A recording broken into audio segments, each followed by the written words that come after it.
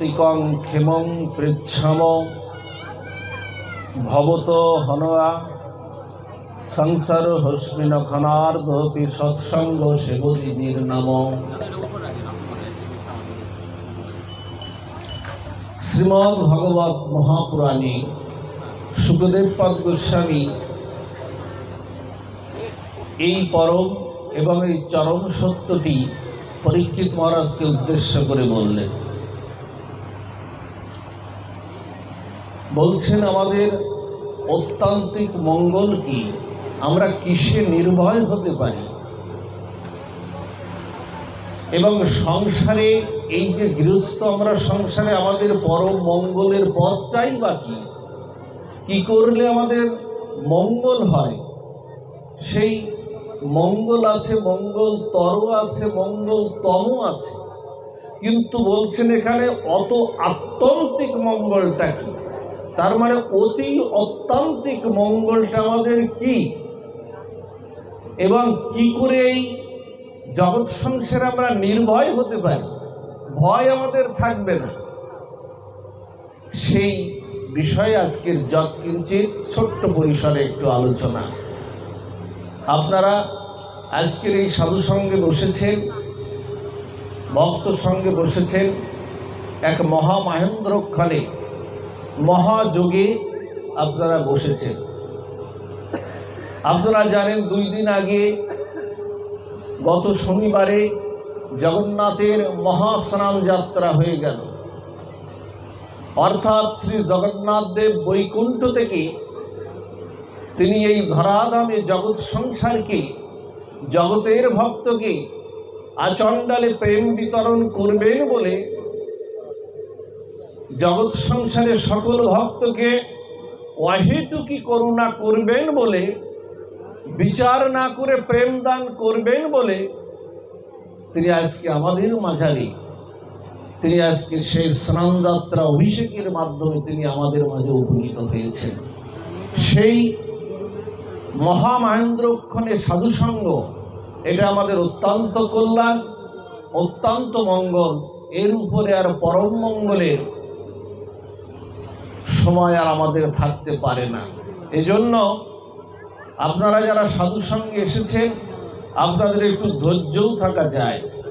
যদিও অত্যন্ত গরম, বিদ্যুতের লোডশেডিং, তবু আপনাদের কাছে একটু করজোড়ে প্রার্থনা করি যে আপনারা একটু ধৈর্য ধরবেন, কারণ সাধু সঙ্গে ধৈর্য ধারণ করা অবশ্যই কর্তব্য। তাতেই কৃষ্ণ ভক্তি, আমাদের প্রেম লাভ আমাদের হয়। তা যে কথা বলছিলাম, যে ভাগবতে পরীক্ষিত মহারাজকে উদ্দেশ্য করে শুকদেব পাদ গোস্বামী 9ম অধ্যায়ে 9ম স্কন্ধে এই শ্লোকের অবতারণা করলেন। এই প্রশ্নটি করেছিলেন কে? খেয়াল দিন মা, এই প্রশ্নটি করেছিলেন নেমি মহারাজের রাজসভায় যখন নবযোগীন্দ্র এসেছিলেন। তখন এই নবযোগীন্দ্রের মধ্যে ছোট ছিলেন কবি যোগীন্দ্র। এই কবি যোগীন্দ্র প্রশ্ন রেখেছিলেন, হে মুনিবর, আপনারা তো জগৎ সংসারে প্রতি জীবকে উদ্ধার করার জন্য জীবের দুয়ারে দুয়ারে আপনারা ঘুরে বেড়ান, কিন্তু আপনারা কৃপা করে বলুন, জগৎ সংসারে অভয় কোনটা, আমাদের ভয় নাই কোন জায়গায়, আমরা কি করে সেই পরম কল্যাণ, আত্মান্তিক কল্যাণের দিকে আমরা ধাবিত হতে পারি। এ কথাগুলো কিন্তু খুব দার্শনিক কথা মা। পাঠ শুনতে হবে, একটু কিছু নিয়ে যেতে হবে, তাতেই পাঠের সার্থকতা হবে। বলছেন আমাদের ভয় কাটবে কি করে। এখানে আমাদের কারোর ভয় কি কেটেছে? কেউ বলতে পারবেন আপনার ভয় নাই? আমার রোগের ভয় আছে, শোকের ভয় আছে, আমার মৃত্যুর ভয় আছে, এই যার রাজ্য শাসন তার সেই রাজার ভয় আছে, সমাজচ্যুত হওয়ার ভয় আছে, মৃত্যুর ভয় আছে, মৃত্যুর পরে আবার নরক যন্ত্রণারও ভয় আছে। ভয় কি কাটেছে? কারণ ভয় কিন্তু কাটেনি। এই ভয় কাটবে কি করে? সেখানে প্রশ্ন রাখলেন, সেখানে উত্তর দিলেন, কবি যোগীন্দ্র উত্তর দিলেন, একমাত্র ভয় কাটতে পারে যে অকুত ইষ্টুত ভয়ম, একমাত্র যদি সেই অচ্যুতের উপাসনা যদি আমরা করতে পারি, যা শ্রীমদ্ ভগবদ গীতায় ভগবান বলেছেন যে একমাত্র অচ্যুত। অচ্যুত কথাটার অর্থ কি মা? যা কখনো চ্যুত হয় না, যা কখনো ভেঙে যায় না, যার ধ্বংস নাই, পতন নাই, যার কোনো সৃষ্টি লয় নাই, সেই অচ্যুত। গীতায় বলছে না, জন্ম কর্ম চমে দিব্য মেবং যো ব্যক্তি তত্ত্বত। এই কথাটি গীতায় তো ভগবান বলছেন। ভগবানের কোনো জন্ম আছে, কর্ম আছে? তার শুধু দিব্য লীলাই তার আছে। তা গীতায় এই যে কথাটা বললেন, বলছেন একমাত্র সেই অচ্যুত, যা কখনো চ্যুত হয় না, সেই অচ্যুতের উপাসনা যদি আমরা করতে পারি, তাহলে আমাদের ভয় আমাদের কারো থাকবে না। এই জন্য গোবিন্দ দাস বললেন, ভজ হুরে মন শ্রীনন্দের নন্দন অভয় চরণার বিন্দরে। এই কথাটি গাইলেন তো, দুই লাইনে বুঝিয়ে দিলেন যে আমাদের কি করতে হবে। ভজ হুরে মন শ্রীনন্দের নন্দন অভয় চরণার বিন্দরে। তুমি একমাত্র অভয় পেতে পারো, তোমার একমাত্র তুমি যদি অচ্যুতের উপাসনা করো, তাহলেই তোমার এই অভয় তুমি পেতে পারো। এটাই আমাদের অত্যান্তিক মঙ্গল। গোবিন্দের উপাসনা করাই, তার সঙ্গে সম্বন্ধ স্থাপন করাই, তার সঙ্গে সম্বন্ধটি স্থাপন করাই জীবের পরম এবং চরম লক্ষ্য। সেই লক্ষ্যের দিকে আমরা যদি এগোতে পারি, তাহলেই প্রকৃতপক্ষে আমাদের ভয়টা আমাদের থাকবে না। ওমা, আমাদের এই দেবদুর্লভ ভগবত মুক্তির দ্বার স্বরূপ এই দেবদুর্লভ মনুষ্য জন্ম পেয়ে, কথাটা খেয়াল দিন, দেবদুর্লভ মনুষ্য জন্ম পেয়েছেন আপনি 84 লক্ষ যোনি ভ্রমণ করে। গোবিন্দ করুণা করে আপনাকে এই মনুষ্য জন্ম দিয়েছেন। মা বাবার আনন্দ ঘন মিলনে যদি কেউ বলে আমার জন্মটা হয়েছে, এটা ভুল কথা। একটা আশ্রয় দিয়েছে, মাতৃগর্ভে একটা আশ্রয় দিয়েছে। কিন্তু 84 লক্ষ যোনি ভ্রমণে গোবিন্দ কৃপা করে করে প্রত্যেকবারই এই আমাদের এই ভগবত মুক্তির দ্বার স্বরূপ এই দেবদুর্লভ মনুষ্য জন্ম গোবিন্দ দিলেন। এই দেবদুর্লভ এই মনুষ্য জন্ম পেয়ে, দেহরূপে নৌকা পেয়ে, সদ্গুরুরূপ কাণ্ডারি পেয়ে, যারা ভজন সাধনের পাল তুলে যারা শ্রী গোবিন্দের চরণে যারা পৌঁছানোর চেষ্টা করল না, শাস্ত্র বলছে তারা প্রকৃত আত্মহত্যাকারী, তারা প্রকৃত আত্মহত্যাকারী। এই যে গলায় দড়ি দেয় না বাসের তলে, ট্রেনের তলে, যারা সামনে দিয়ে যারা আত্মহত্যা করে, এদেরকে আত্মহত্যাকারী বলা হয়নি ভাগবত শাস্ত্রে। ভাগবত শাস্ত্রে প্রকৃত আত্মহত্যাকারী তারাই, যারা এই দেবদুর্লভ মনুষ্য জন্ম পেয়ে, এই দেহরূপ নৌকা পেয়ে, সদ্গুরুরূপ কাণ্ডারি পেয়ে, যারা ভজন সাধনের পাল তুলে যারা গৌর গোবিন্দের চরণে যারা আশ্রয় গ্রহণ করল না, এরাই প্রকৃত ব্যাধ, এরাই প্রকৃত আত্মহত্যাকারী। এজন্য আমাদের সেই জায়গায় আমাদের পৌঁছাতে হবে। আমরা তীর্থে যাই, আমরা গোবিন্দকে খুঁজে বেড়াই, কিন্তু গোবিন্দ আমাদের হৃদয়ে আছেন। রবি ঠাকুর গভীর রজনীতে শান্তিনিকেতনে লিখেছিলেন, আমার হিয়ার মাঝে তুমি লুকিয়েছিলেন, আমি দেখতে তোমায় পাইনি। ওগো আমি বাহির পানে চোখ মেলেছি, আমার হৃদয় পানে তো আমি চাইনি। আমার সকল দুঃখ বেদনা যন্ত্রণায় ওগো তুমি ছিলে আমার কাছে, আমি তো তোমার কাছে যাইনি। আমার হৃদয় মাঝে তুমি লুকিয়েছিলে, আমি দেখতে তোমায় পাইনি। গোবিন্দ আমার হৃদয়ে আছে, না হলে আমি কথা বলছি কি করি? আপনি এরম চক্ষু দিয়ে কর্ণ ইন্দ্রিয় দ্বারা এগুলো শ্রবণ করছেন কি করে? গোবিন্দ আপনার হৃদয়ে আছে, হৃদয় মন্দিরে আপনার গোবিন্দ আছে। তাকে কি করতে হবে? তাকে যে জিনিসটা করতে হবে, তিনি প্রকাশিত হচ্ছেন না, তিনি সবার কাছে প্রকাশিত হন না। গীতায় বলেছেন নাহং প্রকাশ যোগমায়া সমাবৃত, আমি যোগমায়া দ্বারা আমি আচ্ছন্ন হয়ে থাকি, আমি সবার সামনে প্রকাশিত হই না। একথা গোবিন্দ বলেছেন। আমি কাদের সামনে প্রকাশিত হই? যারা ভজন সানের পাল তুলে আমাকে ঘর্ষণ দিতে পারে, সাধু সঙ্গের ঘর্ষণ, হরিনাম সংকীর্তনের ঘর্ষণ, এই শ্রবণ কীর্তনের ঘর্ষণ। যারা পাথরে আগুন আছে না মা? আছে কি পাথরে আগুন? আছে পাথরে আগুন? পাথরে আগুন আছে। বলছে আগুনটা জ্বলবে কি করে?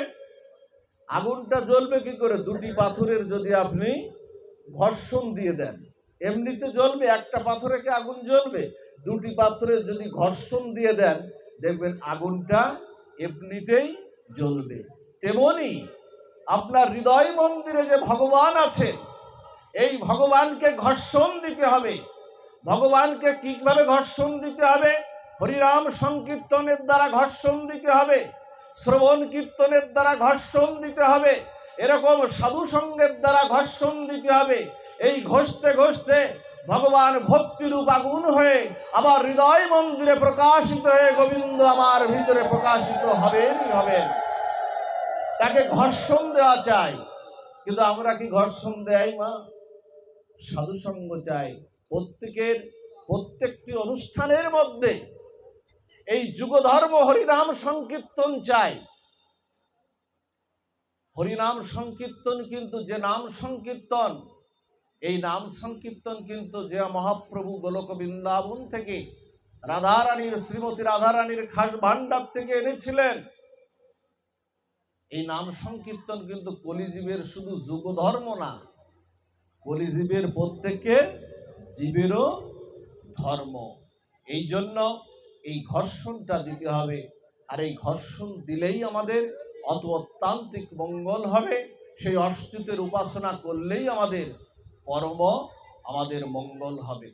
ওমা, অনেকে বলেন বাড়ি বসে বসে আমি করি, বাড়ি বসে বসে জব করি, বাড়ি বসে বসে তোমাদের মতো লোক দেখানো করি না, বাড়ি বসে বসে আমি শ্রবণ কীর্তন করি। বাড়ি বসে বসে করলে মা কলিযুগের ফলপ্রসূ হয় না। সাধু সঙ্গের যে মহিমা রয়েছে, এই যে এখানে আপনারা ভক্ত সমাবৃত হয়েছেন না, এখানে গোবিন্দ তার গীতার মাহাত্ম্যে বলছেন, যেখানে সাধু সঙ্গ হয় সেখানে আমি ধ্রুব, প্রহ্লাদ, উদ্ধব প্রিয় ভক্তদের নিয়ে সেখানে উপস্থিত হয়ে যায়। এই মুহূর্তে এখানে মুনি ঋষি দেবতারা এখানে নেমে এসেছেন, এটা বাড়িতে আপনি পাবেন। এই মুহূর্তে এখানে দেবতা কুল মুনি ঋষিরা আমরা দেখতে পাচ্ছি না, কিন্তু গোবিন্দ এখানে নেমে এসেছেন। তার প্রিয় ভক্ত নারদ, উদ্ধব, অর্জুনকে নিয়ে এখানে নেমে এসেছেন, আমরা দেখতে পাচ্ছি না। আর কি বলছেন? যেখানে তোমার হরি কথা হয় সেখানে আমি রাধারানীকে নিয়ে সিংহাসন আহরণ করি না। তোমাদের এই হরিনামকে আর তোমাদের এই হরি কথাকে সম্মান জানানোর জন্য আমি শ্রীমতী রাধা ঠাকুরানীকে নিয়ে সিংহাসন থেকে নেমে আমি দাঁড়িয়ে পড়ে তোমাদের হরি কথা আমি শ্রবণ কীর্তন করি। এই হলো হরি কথার মহিমা, যেটা অন্য কোথাও হবে না। এখন দেখবেন আপনাদের কোনো ক্রিয়া কাজ করছে না, কারো রোগের চিন্তা নাই, কোথায় কোন অর্থবিত্ত আছে চিন্তা নাই, কামনা বাসনার চিন্তা নাই। এটা হলো হরি কথার মহিমা, আমার কথা না, ভগবানের কথার মহিমা। এখন দেখুন কর্ণ ইন্দ্রিয় দ্বারা গোবিন্দই আপনাদের কর্ণ ইন্দ্রিয় দ্বারা কথা রূপে আপনার হৃদয়ে প্রকাশিত হচ্ছেন। ওমা, শরতের জল এলে যেমন খাল বিল নদী নালার জল যেমন যেমন পরিষ্কার হয়ে যায়, পঙ্কিল জল যেমন পরিষ্কার হয়ে যায়, তেমনি কৃষ্ণ কথা এমন আপনার হৃদয়ের যে পঙ্কিলতা হিংসা বিদ্বেষ কামনা বাসনা এখন আর কাজ করছে না। এই জন্য ভাগবত বলছেন, ধুনতি সমলং কৃষ্ণ সলিলস্য যথা শরত। বলছেন এই কৃষ্ণ কথা এমন, এই কৃষ্ণ কথার মহিমা এমন, আমি ধুয়ে মুছে সবকিছুকে পরিষ্কার করে দিয়ে কৃষ্ণ ভক্তি প্রদান আমি করে দিই। এটা ভাগবতের কথা। এখন কোন ক্রিয়া কাজ করছে বলতে পারবেন কেউ আপনাদের? এটা সাধু সঙ্গের মহিমা। তা যা হোক, বড় করে আলোচনার কোনো সুযোগ নাই। এখানে এসেছেন আপনারা, আমরা অত অত্যান্তিক ক্ষেমং পৃশ্যাম হনতা ভব হন ভবত হনয়া। আরেকটি কি বললেন যে সংসার হস্মিন ক্ষণার্ধবি সৎসঙ্গ সেবনী নির্নাম। সাধুসঙ্গ সব বাড়িতে হয় না, ভক্ত সঙ্গ সবার বাড়িতে হয় না, নবদ্বীপ বৃন্দাবন সবার বাড়িতে হয় না। জন্ম জন্মান্তরের তপস্যা না থাকলে, সাধুগুরু বৈষ্ণবের কৃপা না থাকলে, ভগবানের রাধা ঠাকুর রানীর কৃপা না থাকলে ভক্তের চরণধুলি সে গিরিয়ে পড়ে না। আজকে এই গৃহ পতিত পাবন হয়ে গেছে।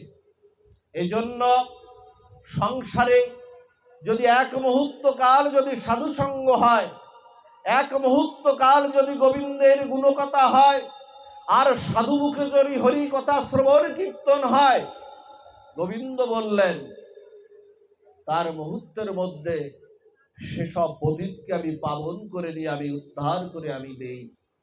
বাবা, আজকে এই গৃহকর্তা যিনি আজকে এই অনুষ্ঠান দিয়েছেন, আমরা জানি, সবাই জানি, তিনি এমন অসুস্থ হয়েছিলেন, অনেকে আমরা মনে করেছিলাম তিনি মনে হয় প্যারালাইসিস হয়ে যাবেন, তিনি মনে হয় আর উঠতে পারবেন না।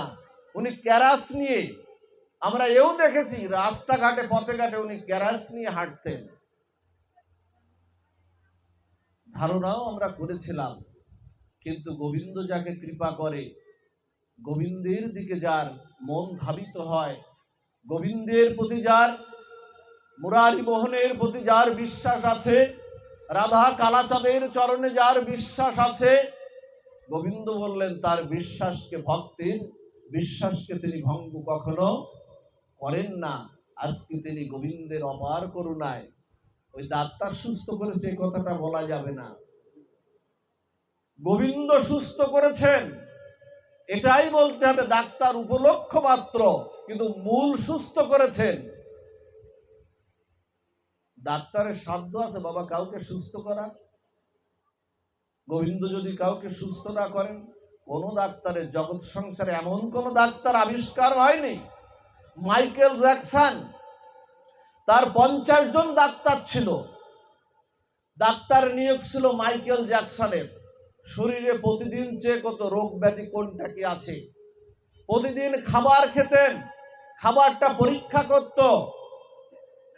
মাইকেল জ্যাকসনের খাবার পরীক্ষা করত, কালো চামড়া তিনি প্লাস্টিক সার্জারির মাধ্যমে সাদা করে ফেলেছিলেন। তার জিম করার জন্য 10টা ব্যায়ামগার ছিল, সেখানে জিম করার জন্য 10 জন লোক ছিল। তিনি বাঁচতে চেয়েছিলেন 150 বছর। 50 জন ডাক্তার তাকে পরীক্ষা করত, তাও যেন তেন ডাক্তার না। কিন্তু মাইকেল জ্যাকসন বাঁচতে পারেননি। 50 বছরে তাকে এমন কায়দায় রাখা হয়েছিল, একটা বক্সের মধ্যে, কাচের বক্সের মধ্যে রাখা হয়েছিল। সেই মাইকেল জ্যাকসন বাঁচতে পারেননি। বরং কি হয়েছিল জানেন? সেখানে অক্সিজেন দিয়ে রাখা হয়েছিল, বরং সেখানে কি হয়েছিল জানেন? একদিন দেখা গেল মাত্র 50 বছর বয়সে এই মাইকেল জ্যাকসন দেখা গেল সেই কাচের ঘরের মধ্যে একটা ফাটল ধরে গেল। পারল কি? এই জন্য ওই ভরসাটা রাখবেন না। ভরসাটা যেন, শরণাগতিটা যেন গোবিন্দ চরণে থাকে। গীতায় বলেছেন তমেব শরণাঙ্গস্য সর্বভাবেন ভারত। হে অর্জুন, তুমি আমার চরণে শরণাগতি নাও, আমি তোমাকে সকল বিপদ থেকে, আমি তোমাকে সকল শোক দুঃখ ব্যাধি থেকে আমি তোমাকে রক্ষা করব। আর এই কলিযুগে কি করতে হবে মা? এক মুহূর্ত কাল যদি কখনো কলিযুগে সাধু সঙ্গ হয়, সাধুদের মধ্যে এমন চিৎকন প্রেম ভক্তি আছে, অভক্ত ভক্ত তৈরি হয়ে যায়। পিঙ্গলার কথা আপনাদের মনে আছে না? পিঙ্গলা ভাগবতে পিঙ্গলা একজন পতিতা ছিল, প্রতিদিন সেজে গুজে বসে থাকতো। এই পিঙ্গলা বসে থাকতো পরপুরুষের জন্য। একদিন পিঙ্গলা বসে আছে সেজে গুজে পরপুরুষের জন্য। সেদিন আর পরপুরুষ আসেননি, সেদিন এসেছেন মহাপুরুষ। একজন বাবাজি মহারাজ এসছেন। পিঙ্গলা যেখানে বসে থাকতো তার পাশে একটা বৃক্ষ ছিল। ওই বৃক্ষতে বাবাজি মহারাজকে বলছে যে বসেছিলাম পরপুরুষের জন্য, আসলো মহাপুরুষ, দেখি আজকে মহাপুরুষেরই সঙ্গ করি। কি হলো জানেন? যেখানে পিঙ্গলা মহাপুরুষ বসেছিলেন সেই জায়গাটা ঝাড়ু দিয়ে দিয়েছিলেন, একটা আসন পেতে দিয়েছিলেন। আসন পেতে যখন দিয়েছিলেন, পিঙ্গলার দিকে সাধু শুধু করুণার দৃষ্টিতে তাকালো। ওমা, কোন সাধুগুরু বৈষ্ণব যদি করুণার দৃষ্টিতে আপনার দিকে তাকিয়ে পড়ে, জানবেন আপনার কৃষ্ণ ভক্তি এসে গেছে। আমাদের গুরু মহারাজ, তার কথাটা একটু বলতেই হয়। কত ভক্তকে তিনি উদ্ধার করেছেন।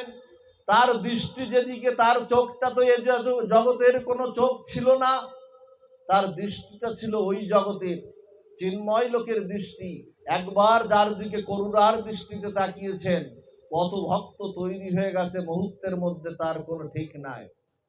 তাকালেন পিঙ্গলার দিকে, করুণার দৃষ্টিতে তাকালেন, বললেন, শুধু সাধুরা তো এক মুহূর্ত কাল, গোদাহন কাল পর্যন্ত অপেক্ষা করেন না। যাওয়ার সময় একটু সাধুকে বাতাস করলেন, আর যাওয়ার সময় পিঙ্গলার কানে কানে কি জানি বলে চলে গেল বাবাজি মহারাজ। বলে চলে যাওয়ার পরে পিঙ্গলার যেন যন্ত্রণা শুরু হয়ে গেল। ওমা, কবে আমাদের যন্ত্রণা শুরু হবে জানেন? গুরুদেব যেদিন কৃষ্ণ ভক্তির আধার আমাদের মধ্যে জ্বালিয়ে দেবেন, সেদিনই আপনার কান্না শুরু হয়ে যাবে, সেদিনই আমাদের যন্ত্রণা শুরু হয়ে যাবে। সেদিন শুধু মনে হবে, হে রাধে, হে গোবিন্দ, তুমি কৃপা করো। কান্নার কান্না, ওর যন্ত্রণা শুরু হয়ে গেল। যন্ত্রণা শুরু হওয়ার পরপরই ওর যা কিছু জীবনে আয় ছিল, গয়নাকাটি সোনাদানা যা কিছু ছিল, সব কিছু অন্য মেয়েদের দিয়ে চলে গেল পিঙ্গলা। ভগবত ভক্ত হয়ে গেল। এই পিঙ্গলা যে কথাটি নবদ্বীপ নদিয়া বৃন্দাবনের পথে পথে যে কথাটি বলেছিলেন, এই কথাটি যদি আমরা একটু হৃদয়ে ধারণ করতে পারি, তাহলেই আমরা ভজনে একটু এগিয়ে যাব। পিঙ্গলা বলেছিল, আশাহি পরম দুঃখ, নৈরাশ্য পরম সুখং। তুমি জগৎ সংসারে কোনো আশা করো না, সংসারে শুধু দিয়ে যাও, সংসারে শুধু নিরাশাই থেকো, তাহলেই তোমার কৃষ্ণ ভক্তি হবে। যত আশা করবে তত কামনায় তুমি জড়াবে। এক মুহূর্তে ভগবত ভক্ত হয়ে গেল। ওমা, আপনাদের মনে আছে আমাদের হরিদাস ঠাকুর যেমন নামের আচার্য, আমাদের আরেকজন ছিলেন মহারাষ্ট্রে, তিনি হলেন নামদীপাচার্য। আমার গুরু মহারাজ বদনে এই লীলাটি আমার শ্রবণ করা, তার মতো করে বলতে তো পারবো না, শুধু একটু বলে যায়। এই নামদীপাচার্য সংসারে যে কথাটি আমরা বলেছিলাম যে সংসার হস্পিন ক্ষণার্ধপি সৎসঙ্গ সেবদি নির্নাম, এক মুহূর্ত কাল যদি ভক্ত সঙ্গ হয়, প্রকৃত সাধু সঙ্গ হয়। এই নামদীপাচার্য একাদশীর পরদিন উনি নির্জলা একাদশী করেন। নির্জলা ব্রত করে পরের দিন উনি কি করেছেন? গঙ্গায় স্নান করে হাতে কুমণ্ডল নিয়ে শ্রীমন্দিরে যাবেন। সেখানে ভগবান রাধা মুরারি মোহনের ভোগ লাগিয়ে সেখানে প্রসাদ পাবেন, পারণটা উনি সারবেন। দেখবেন আমাদের মধ্যে কিছু ভক্ত আছে সাধুদের উত্তপ্ত করে, যারা একটু নাম সংকীর্তন করে, যারা অল্প বয়সে একটু গলায় তুলসীর মালা দেয়, কপালে একটু তিলক চন্দন দেয়। আমার সনাতন ধর্মের ছেলেমেয়েরা, আমার সনাতন ধর্মের ভক্তরা, লোকরা তাদেরকে টিটকারি করে। এই হলো আমাদের সনাতন ধর্ম, অন্য ধর্মের লোক করে না। আমরা যখন বাসে যাই, বিভিন্ন জায়গায় দূরে দূরে পাঠ করতে যাই, আমরা দেখেছি যদি দাঁড়িয়ে থাকে একজন মুসলমান ভদ্রলোক আমাদের এই বেশ দেখে আমাদের সিটটা ছেড়ে দেয়, বলছে বাবা আপনি বসুন। অথচ আমার সনাতন ধর্মের এমনও অনেক আছে যারা আমাদেরকে এগুলো নিয়ে উপহাস্য করে, নিজেরাও তো করে না, অন্যরা করলেও বাধা প্রদান করে। এইরকম একজন ভক্ত, উনি যাচ্ছেন স্নান করে, উত্তপ্ত করার জন্য পিছনে থুতু দিয়েছে, গায়ে থুতু দিয়েছে। এই থুতু দিলে সাধুর স্বভাব কি হয়, নরম কোমল। সাধু দেখবেন, কোন সাধু যদি তিনি হন, তার যদি ক্রোধ আসে, প্রকৃত সে সাধু নয়। সাধুকে ক্রোধ নিবারণ করতে হবে। সাধু কি করলে জানেন, ওর দিকে শুধু নামদীপাচার্য, ওর দিকে শুধু একটু করুণার দৃষ্টিতে তাকানো, লীলাটির দিকে খেয়াল করুন মা, করুণার দৃষ্টিতে তাকানো। আবার স্নান করে আসলো, গঙ্গায় স্নান করে আসলো, আবার থুতু দিল, আবার গঙ্গায় স্নান করে আসলো, আবার থুতু দিল। এইভাবে নাম সংকীর্তন করছেন, তো গঙ্গায় স্নান করছেন আর হরিনাম সংকীর্তন করছেন, আর এরকম বারবার থুতু দিচ্ছে আর বারবার। এভাবে 18 বার গায়ে থুতু দিয়েছে, 18 বার, একবার দুইবার না। আমাদের মতো যদি কেউ হতো, আমাদের গায়ে যদি থুতু দিত, আমাদের ক্রোধ আসতো। কিন্তু এই নামদীপ আচার্য 18 বার গঙ্গায় স্নান করলেন।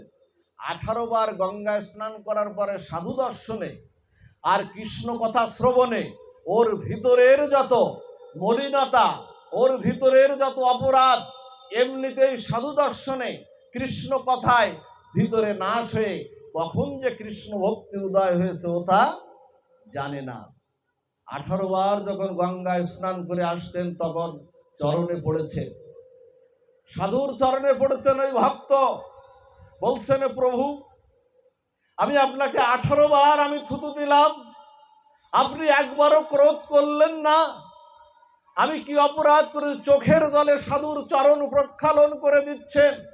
বলছে আপনি যদি আমাকে ক্ষমা না করেন, জীবনে আমার কোনো গতি হবে না। আপনি আমাকে ক্ষমা করুন, চরণে পড়েছেন, আপনি আমাকে ক্ষমা করুন। সাধু কি করলো জানেন? অভক্ত তো ভক্ত তৈরি হয়ে গেল। আর সাধু কি করলো দেখুন, সাধু ওকে নিয়ে বুকের মধ্যে জড়িয়ে ধরলো, বুকের মধ্যে জড়িয়ে ধরে বলছে, ওগো নামদীপাচার্য বলছেন, ওগো তোমার মতো পরম ভক্ত আমার এই সাধন জীবনে আর কেউ আসেনি। হঠাৎ করে এই কথা শুনে অবাক হয়ে গেছে, উনি আমাকে উপহাস করছে।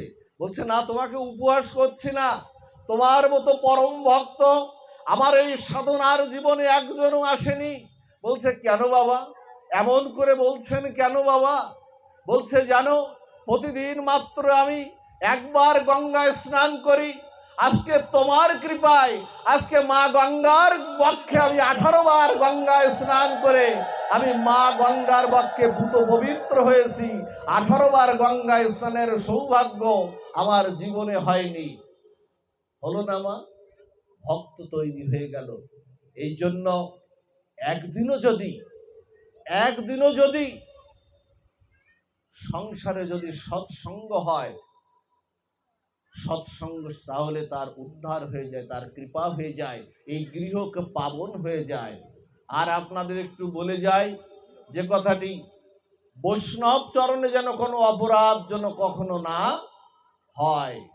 যেটা বললাম, এই সৎসঙ্গে বৈষ্ণব চরণে যদি কোনো অপরাধ হয়, আপনাদের মনে আছে শবরী চরিত্র বড় ব্যাখ্যা করার সময় নাই। এই শবরী চরিত্র ভগবান রামচন্দ্রের জন্য 80 বছর অপেক্ষায় ছিলেন শবরী, মাতা শবরী। 80টা বছর চোখ অন্ধ হয়ে গেল রামচন্দ্রের দিকে তাকাতে তাকাতে। গুরুদেব বলেছিলেন, কৃপা করে বলেছিলেন, গুরুদেব দেহ ছাড়ার সময় কৃপা করে বলেছিলেন, তোর গৃহে একদিন রাম লক্ষ্মণ সীতা দেবী, তোর গৃহে একদিন আসবেই আসবে, তোকে এই কৃপা করে গেলাম। প্রতিদিন ফুল সাজিয়ে বসে থাকতো, আমার মাতা শবরী বসে থাকতো, প্রতিদিনের ফল পেড়ে পেড়ে বসে থাকতো। 80 বছর অপেক্ষায় চোখ অন্ধ হয়ে গেল। একদিন প্রভু রামচন্দ্র লক্ষ্মণকে নিয়ে, অনুজকে নিয়ে এসেছিলেন। এসে চোখ অন্ধ হয়ে গেল। কে এসেছে? বলছে আমি প্রভু রামচন্দ্র, আমি গুরু বাক্য কখনো মিথ্যা করি না। গুরুর বাক্য কখনো আমি মিথ্যা করি না, কারণ গুরুর প্রকাশ তো আমি তো স্বয়ং নারায়ণ হয়ে আমি শঙ্খ চক্র গদা পদ্ম ছাড়ি, আমি আমি গুরু রূপেই তোমাদের ঘরে ঘরে আজকে এসেছি। তাই তো চৈতন্য চরিতামৃত বলছে, গুরু রূপে আমি দীক্ষা দেই সবাকারে, বৈষ্ণব রূপেতে দেয় শিক্ষা, শাস্ত্র রূপে কহে জ্ঞান, আত্মা রূপে অধিষ্ঠান, দেখো তারে কারে বা উপেক্ষা। গুরুকে কোনো সাধারণ জ্ঞান করবেন না। একদিন এসেছিলেন প্রভু রামচন্দ্র, তার হস্ত দিয়ে শবরীর চোখে হাত দিয়ে দিলেন, শবরী দেখতে পেলেন, আর রামচন্দ্রকে মালা পরালেন শবরী। কিন্তু একদিন কি হয়েছিল জানেন? ওখানে অনেক মুনি ঋষিরা ওখানে তপস্যা করতেন। রামচন্দ্র ভগবান যখন শবরীর গৃহে আসলেন, সমস্ত মুনি ঋষিরা ভাবলেন যে শবরী এমন কি সাধনা করেছে, আমরা মুনি ঋষি হাজার বছর ধরে তপস্যা করছি, ধ্যান করছি, অথচ আমাদের গৃহে আসলেন না। সবাই আসলেন, এসে প্রার্থনা করলেন, হে প্রভু, আমরা যেখান থেকে জল নিয়ে আমরা পূজা অর্চনা করি, এই শবরী ওই জলের মধ্যে নামার জন্য আজকে জলটা লাল হয়ে গেছে, রক্তবর্ণ হয়ে গেছে। আমরা শবরীকে তিরস্কার করেছি, ভক্তকে তিরস্কার করছে, বৈষ্ণব চরণে অপরাধ হচ্ছে। আপনার চরণ স্পর্শে, ঋষিরা বলছে, আপনার চরণ স্পর্শে যদি আবার একটু জলটাকে পঙ্কিল করে দেওয়া যায়, যদি আবার একটু জলটাকে কৃপা করে পঙ্কিলতা করে দেওয়া যায়। প্রভু রামচন্দ্র কি বললেন জানেন? রামচন্দ্র বললেন, আমি অনন্ত বিশ্ব ব্রহ্মাণ্ডের অধীশ্বর হলেও আমার মতো রামচন্দ্র যদি 100 রামচন্দ্র এই পুকুরের মধ্যে নামে, তাহলেও ওই জলের কোনো পরিবর্তন হবে না, কারণ ভক্ত চরণে তোমাদের অপরাধ হয়ে গেছে। শবরীকে নিচুকুল বলে তোমরা গালি দিয়েছো, শবরীকে নিচুকুল বলে তোমরা অগ্রাহ্য করেছো। যতক্ষণ পর্যন্ত আমার ভক্ত শবরী যতক্ষণ পর্যন্ত ওই জলের মধ্যে চরণ না দেবে, ততক্ষণ ওই জল প্রকাশ আর হবে না, ওই জল কখনো আর শুদ্ধ হবে না। ওমা, যেই না শবরী ওই জলে চরণ দিলেন, রামচন্দ্র ভগবানের অনুমোদন নিয়ে যখন শবরী ওর মধ্যে যখন চরণ দিলেন, জলটা আপনা আপনি নির্মল পরিষ্কার স্বচ্ছ হয়ে গেল। এই জন্য মা গোবিন্দ সব ক্ষমা করে দেবেন, কিন্তু ভক্ত চরণে অপরাধ ক্ষমা করবেন না। সাধুগুরু বৈষ্ণবের চরণে অপরাধ ক্ষমা করবেন না। খুব সাবধান এই জায়গাটা থেকে আপনাদের বলি। এই জায়গাটায় সাধুরা কিছু বলবে না, সাধুরা আপনাকে ক্রোধ প্রকাশ করবে না, কিন্তু সাধুর অনন্ত চরণ ধুলি আপনার পাপের গণনা করে রাখবে, যা কোনোদিন আপনি নিষ্কৃতি পাবেন না যতক্ষণ পর্যন্ত ওই সাধু আপনাকে ক্ষমা করবে না। চাপাল গোপালকে রক্ষা করতে পেরেছিল? পারেনি। সচিমাতা আমার চৈতন্য মহাপ্রভু যে গুরুদেব, আমার চৈতন্য মহাপ্রভুর মাতা যিনি সচিমাতা, যার গর্ভে আমার রসরাজ মহাভাব মিলিত তনু চৈতন্য মহাপ্রভু আসলেন, তার বৈষ্ণব চরণ অপরাধ হয়েছিল, তাকেও কেউ ক্ষমা করতে পারেনি যতক্ষণ পর্যন্ত অদ্বৈত প্রভু ক্ষমা না করেছিলেন। এজন্য এই জায়গাটা বৈষ্ণব কৃপা যেমন দরকার, বৈষ্ণব চরণে অপরাধও যেন না হয়, সেটাও আপনাদের একটু দরকার। যা হোক, আমরা একটু এই আকাশে বাতাসে জগন্নাথের অপার করুণার বাতাস বয়ে বেড়াচ্ছে। আকাশে বাতাসে জগন্নাথের আগমনের মহাপ্রতিধ্বনি সৃষ্টি হচ্ছে। আমরা সেই জগন্নাথের দুই একটি লীলা একটু আস্বাদন করেই আমরা পাঠ বিশ্রামের দিকে যাব। শুধু ভক্তমণ্ডলী, আপনারা জানেন জগন্নাথ কৃপা করতে, করুণা করতে তিনি বৈকুণ্ঠ শ্রীমন্দির থেকে, বৈকুণ্ঠ থেকে, ধাম থেকে তিনি আমাদের মাঝারে আসছেন। এই জন্য জগন্নাথ দর্শনের থেকে কেউ যেন বঞ্চিত না হন। জগন্নাথ বিচার করে না। বন্যার জল এলে বন্যার জলের প্লাবিত স্রোত দ্বারা জলকে বিচার করে যে আমি বড় লোকের ঘরে ঢুকবো, গরিবের ঘরে ঢুকবো না বন্যার জল, এই বিচারটা কি করে? তেমনি জগন্নাথের করুণার এমন মহিমা, তিনি বিচার করেন না কার ভজন সাধন আছে, কার কম আছে, বেশি আছে, কার নাই, এ বিচার করেন না।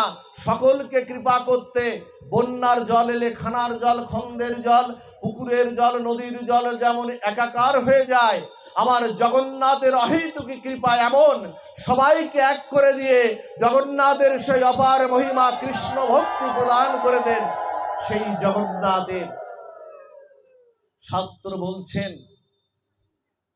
বলছেন সেই রথস্থ জগন্নাথকে যদি কেউ দর্শন করে, রথস্থ বামনং দৃষ্টা, বলছেন সেই রথস্থ জগন্নাথকে যদি কেউ দর্শন করে তাহলে তার ভববন্ধন মুক্তি হয়ে যায়। এজন্য সামনে যে রথযাত্রা আসছে, অন্ততপক্ষে আপনারা চেষ্টা করবেন যে রথে উপবেশনরত জগন্নাথকে দর্শন করতে। আর জগন্নাথের এখানে যারা যাবেন একটু কাঁঠাল নিয়ে যাবেন।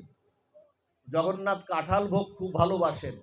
এই জগন্নাথ কাঁঠাল চুরি করতেও গিয়েছিলেন জগন্নাথ তার প্রিয় পূজারী মাধবকে সঙ্গে নিয়ে কাঁঠাল চুরি করতেও গিয়েছিলেন। একদিন মাধবকে বলছেন চলো কাঁঠাল চুরি করতে যাব। মাধব বলছে তোমার এই চুরি করার স্বভাবটা এখনো যায়নি, তুমি ব্রজে চুরি করেছিলে, তোমার এই চুরি করার স্বভাবটা প্রভু এখনো তোমার যায়নি, চলো। বলছে কাঁঠাল চুরি করতে যাব। কাঁঠাল চুরি করছে, মাধবকে উপরে গাছের উপরে, বৃদ্ধ মানুষ বলছে না না আমি উপরে যাব না, আমি উপরে উঠতে পারবো না, তুমি ওঠো। জগন্নাথ নিজে উঠেছেন গাছে, আর নিচে মাধব নিচে। জগন্নাথ এক একটা করে কাঁঠাল পাড়ছেন আর নিচে ফেলছেন। ওই কাঁঠালের শব্দে কাঁঠালের যে বাগানের মালিক হঠাৎ করে শব্দ টের পেয়ে উঠে আসলো। উঠে এসে তখন দেখছে টের পেয়ে উঠে এসেছে, ওদিকে জগন্নাথ তো একেবারে পগার পাড়, একেবারে জগন্নাথ চলে গেছে। আর মাধব বৃদ্ধ মাধব বাবা তিনি আর যেতে পারছেন না। সবাই ভাবলেন এই মাধবই চোর। বলছে তুমি জগন্নাথের সেবক, তুমি চাইলেই তো পারতে, তুমি চুরি করতে গেলে কেন? তা বলছে আমি কাঁঠাল চুরি করিনি। বলছে জগন্নাথ চুরি করেছে কাঁঠাল। একথা বিশ্বাস করছে না। রাজার কাছে নিয়ে গেছে ধরে, জগন্নাথের নাম ধরে রাজার কাছে নিয়ে গেছে। বলছে বিশ্বাস না হয় জগন্নাথ দ্রুত পালাতে গিয়ে না, জগন্নাথের এই উত্তরীয় গাছে বেঁধে না, এক খানিকটা ছিঁড়ে সেই গাছেই রয়ে গেছে জগন্নাথের সেই উত্তরীয়। তার মাধব বলছে দেখো সেই উত্তরীয় ছিঁড়ে আছে, তোমরা তো বিশ্বাস করলে না, আমি চুরি করতে আসেনি, স্বয়ং জগন্নাথ রাত্রে কাঁঠাল চুরি করতে এসেছিল। গিয়ে দেখে কি, জগন্নাথ শ্রীমন্দিরে গিয়ে দেখে কি, জগন্নাথের সেই উত্তরীয় অর্ধেকটা আর নাই। কোথায়? দেখে কাঁঠাল গাছে সেই জগন্নাথের উত্তরীয় বেঁধে আছে। সেই ধরে সেই রাজা সেই জায়গাটা কাঁঠাল যে বড় বাগানটা, ওটা জগন্নাথের ভোগে ওই দিনই দিয়েছিলেন। এই জন্য জগন্নাথের প্রিয় ভোগ হলো কাঁঠাল।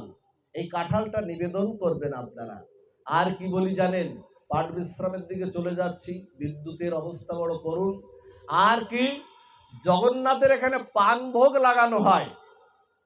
পান, আমরা যে পান খাই তার মধ্যে কিন্তু সুপারি নাই। এই পানে আমরা না তাম্বুলো যোগায় প্রিয় ভক্তগণে না, এর মধ্যে আপনারা বলতে পারেন জগন্নাথ পান খাই, আমাদের খেলে দোষ কি? জগন্নাথের যে পান, মহাপ্রভুর যে পান, ওই পানে কিন্তু সুপারি জর্দা তামাক থাকে না। ওই পান জগন্নাথের একজন পূজারী ছিলেন বলরাম দাস। এই বলরাম দাস তখন প্রভুদাস নামে একজন বাইরে পান বিক্রি করতেন। উনি প্রতিদিন ওই জগন্নাথের গর্ভমন্দিরে গিয়ে প্রতিদিন শুধু একটু, জগন্নাথের এত করুণা এত মহিমা, ওই গর্ভমন্দিরে গিয়ে উনি বলতেন, নিবেদন করতেন, আহারে প্রভুকে 56 ভোগ 36 ব্যঞ্জন কত ভোগ লাগানো হয়, যদি কৃপা করে প্রভু একটু পান গ্রহণ করতেন, আমার দোকানের পান একটু যদি প্রভু গ্রহণ করতেন। আপনার মনের বেদনা, আপনার মনের চাওয়া আমি না জানতে পারি, কিন্তু স্বয়ং জগন্নাথ কিন্তু জানেন। হঠাৎ করে কি হলো জানেন? হঠাৎ করে প্রভু দাসের সেই পানের সেই দোকানে একদিন দুটি বালক, অপূর্ব একটি শ্যামসুন্দর একটি বলরাম রূপে, পরিষ্কার রূপে, মদনমোহন রূপে সেখানে উপস্থিত হলেন। উপস্থিত হয়ে তাদের কাছে পান চাচ্ছেন, প্রভু দাসের কাছে পান চাচ্ছেন। বলছে পান দাও, তোমার পান খুব প্রিয়, দাও পান দাও। প্রতিদিন এভাবে সে পান খেয়ে চলে যায়। পান খেয়ে চলে গেলে এই কথাটা একদিন বলরাম দাসকে বলছেন। বলরাম দাসকে বলছেন যে প্রতিদিন এভাবে পান খেয়ে চলে যায়, পয়সা টয়সা দেয় না। বলছে পান এমনি ফ্রি ফ্রি খেয়ে চলে যায়, পয়সা দেয় না। তখন বলরাম দাস বলছেন, হ্যাঁ হয়ে গেছে। তখন বলরাম দাস বলছেন শোনো, কালকে যদি পান খেতে আসে তাহলে শীতের দিন তো চাদর গায়ে দিয়ে আসে। তখন বলবো যে পয়সা না থাকলে চাদর দাও, চাদর রেখে দিতে হবে। তখন প্রভু দাসের কাছে আসছে পান খেতে। পান খেলে উনি কিন্তু ওই প্রতিদিন ওই ভগবানের উপবাদুর্য দেখে ওই পয়সা কড়ি চাওয়ার কথা উনি কিন্তু ভুলে যান। এখন ওই পান খেতে আসছে, তা বলছে শোনো, আজকে পান তো খেলে আজকে পয়সা না দিয়ে কিন্তু যেতে পারবে না। ভগবান জগন্নাথ বলরাম বলছে আমাদের কাছে তো পয়সা নাই, তা তুমি আজকে থাক, কালকে দেবো। বলছে না, আজকেই তোমাদের পয়সা দিতে হবে, আর তা না হলে চাদরটা খুলে দিয়ে দাও, চাদরটা খুলে দিয়ে দাও। কি করার, ধরে রাখবে। নিজের জগন্নাথ নিজের চাদরটা বন্ধক রেখে পান খেয়ে চলে গেলেন। পরের দিন সকালে দেখেন যে জগন্নাথের অঙ্গে সেই শ্রীঅঙ্গের সেই চাদর, স্বর্ণ খচিত যে চাদর, সেই চাদর নাই। খুঁজতে খুঁজতে দেখা গেল যে প্রভুদাসের ঘরে সেই চাদর। সবাই ভাবলেন প্রভুদাস এটা চুরি করেছে। জগন্নাথ পূজারীকে স্বপ্নে দেখালেন যে না, ও চুরি করেনি, আমরা প্রতিদিন ওখানে পান খাই। ওই পান খেয়ে গতকাল আমাদের কাছে পয়সা ছিল না, তাই আমাদের নিজের চাদর ওখানে বন্ধক রেখে আমরা পান খেয়েছি। এই জন্য জগন্নাথে সন্ধ্যা আরতির পরে আর শয়ন আরতির আগে জগন্নাথকে পান ভোগ নিবেদন করা হয়। এজন্য এই জগন্নাথের অপার অনেক লীলা, যা বলে শেষ করা যাবে না, তা আমরা সেদিকে আর যাব না। সবচেয়ে ছোট্ট একটি কথা বলে পাঠ বিশ্রাম। জগন্নাথের ছোট্ট একটি কথা। এই বঙ্গদেশ থেকে একজন ভক্ত গিয়েছিলেন পুরীধামে দর্শন করতে। 1 মিনিটের একটা কথা। পুরীধামে গিয়েছিলেন দর্শন করতে। গোবিন্দ যদি আপনি স্মরণ না রাখেন, কোনো জন্মে যদি সাধুসঙ্গ হয়, ভগবান আপনাকে স্মরণ রাখবে। দর্শন করতে যখন গিয়েছিলেন তখন ওই জগন্নাথের একটি জায়গা আছে, একটা খাল আছে, তার নাম হলো 18 নালা খাল। এখানে জগন্নাথকে এই বাঙালি ভক্ত যখন দর্শন করতে যাচ্ছেন, তখন ওই পূজারী জগন্নাথ বলেছেন ওই ভক্তকে ওখানে আটকাও, আমি ওকে দর্শন আমি দেব না, আমি ওই ভক্তকে দর্শন আমি দেব না। তখন পূজারীরা গিয়ে 18 নালা খাল, 2 কিলোমিটার প্রায় দূরে 18 নালা খালের ওখানে আটকে দিয়েছে। বলছে জগন্নাথ বলেছে তোমাকে দর্শন দেবে না। সাধু যাচ্ছেন জগন্নাথ দর্শন করতে এই বঙ্গদেশ থেকে, তা বলছেন যে ঠিক আছে আমি জগন্নাথ দর্শন করব না, কিন্তু উনি কেন আমাকে দর্শন দেবেন না এটা আমার একটু জানার দরকার। এখন এর তো যুক্তি আছে কথায়। তখন পূজারীরা বলছে ঠিক আছে, পান্ডারা বলছে তুমি এখানে দাঁড়াও, আমি শুনে আসি কেন উনি দর্শন দেবেন না। তা বলছেন কি প্রভু, আপনি যে দর্শন দেবেন না এই ভক্তকে, ভক্ত তো এই প্রশ্ন রেখেছে, কেন দর্শন দেবেন না একটু কৃপা করে বলুন। তা বলছে ওকে গিয়ে বলো ও ত্রেতা যুগে রাবণের পক্ষ হয়ে ও ডাঙ্কা কাশি বাজিয়েছিল। ত্রেতা যুগে রাবণের পক্ষ হয়ে ডাঙ্কা কাশি বাজিয়েছিল।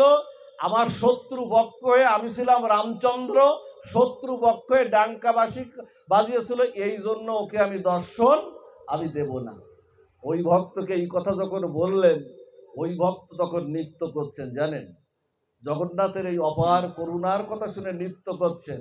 বলছে তোমাদের জগন্নাথ আমি আর দর্শন, তোমরা বললেও আমি আর দর্শন করব না, কারণ সত্য ত্রেতা দাপর কলি, ত্রেতা দাপর কলি, যে ত্রেতা দাপর কলি, যে ভগবান 3 যুগ ধরে আমার মতো ভক্তকে যে ভগবান স্মরণ রেখেছে, সেই ভগবানকে আমি আর দর্শন করব না, স্বয়ং জগন্নাথই আমাকে দর্শন করেছেন।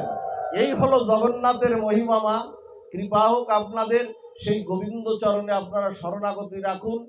গোবিন্দ একদিন না একদিন আপনাকে কোল দেবেই দেবে। এইটুক থাক। আপনারা যার উদ্দেশ্যে আজকে অনুষ্ঠান, তাকে কৃপা করবেন, তিনি যেন আরো অনেক দিন সুস্থ হয়ে জীবনযাপন করতে পারেন, তার জন্য কৃষ্ণ ভক্তি হয়।